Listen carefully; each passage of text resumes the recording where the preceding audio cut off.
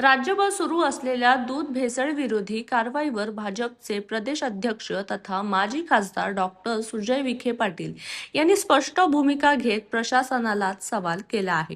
भेसळ करणाऱ्यांवर कठोर कारवाई व्हायलाच हवी, मात्र त्या नावाखाली निष्पाप दूध उत्पादक शेतकऱ्यांना वेठीस धरण्याचा प्रयत्न झाला तर दूध संकलन बंद करण्याची वेळ येईल असा इशारा त्यांनी दिला।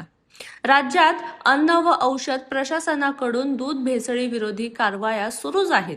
यावर प्रतिक्रिया देताना डॉक्टर सुजय विखे पाटील म्हणाले, दुधात भेसळ करणाऱ्यांना कोणतीही दया दाखवू नका, अशा दोषींवर कठोर कारवाई झालीच पाहिजे। मात्र कोणतीही कारवाई करण्यापूर्वी प्रशासनाने सखोल पडताळणी करावी।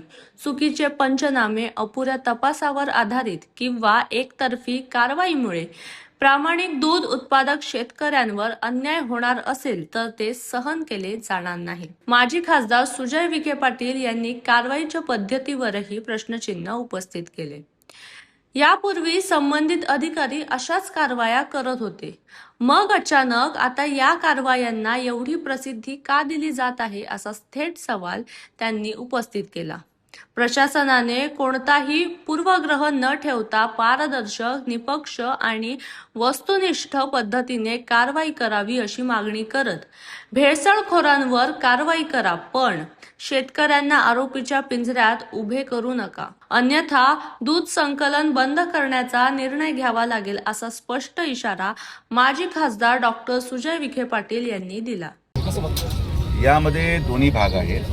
काही ठिकाणी खरोखर दूध भेसळीवर खरोखर कारवाई होते आणि काही ठिकाणी अधिकाऱ्यांवर प्रेशर आणून चुकीचे पंचनामे देखील केले जातात। हे जे काही आज वर्तमानपत्र आणि मीडियाच्या माध्यमातून असं वाटत आहे की महाराष्ट्राला निर्मिती झाल्यापासून आणि देशाला स्वातंत्र्य मिळाल्यापासून मागच्या 15 दिवसामध्येच कारवाई होऊ राहिल्याच्या अगोदर कारवाई झालेल्या नव्हत्या, असं चित्र मीडियाच्या माध्यमातून निर्माण केलं जातं। याच्या अगोदर पण अधिकारी काम करत होते, पण आता प्रासंगिक काही ठराविक एक वेगळ्या बातम्या तयार होणं हे आता नैसर्गिक भाग आहे आणि त्या बातम्याच्या अनुषंगाने कुठंतरी वारंवार कारवाईचं नाव दाखवण्याच्या नावाखाली चुकीचे पंचनामे आणि चुकीच्या ठिकाणी कारवाई पण होऊ राहिली, ही पण वास्तविकता।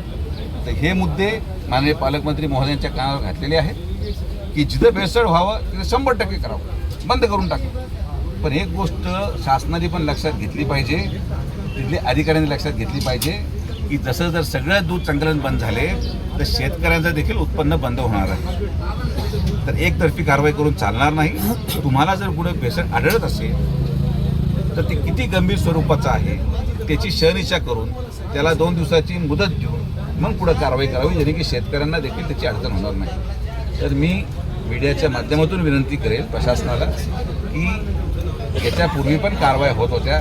महाराष्ट्र मागच्या 15 दिवसामध्येच काम करायला सुरू झाला असं अजिबात नाही, यापूर्वी पण कारवाया व्हायच्या। पण मला एक गोष्ट कळत नाही की मागच्या 15 दिवसामध्येच कारवायांची एवढी प्रसिद्धी का होऊ राहिली, हा माझ्या मनामध्ये प्रश्नचिन्ह आहे।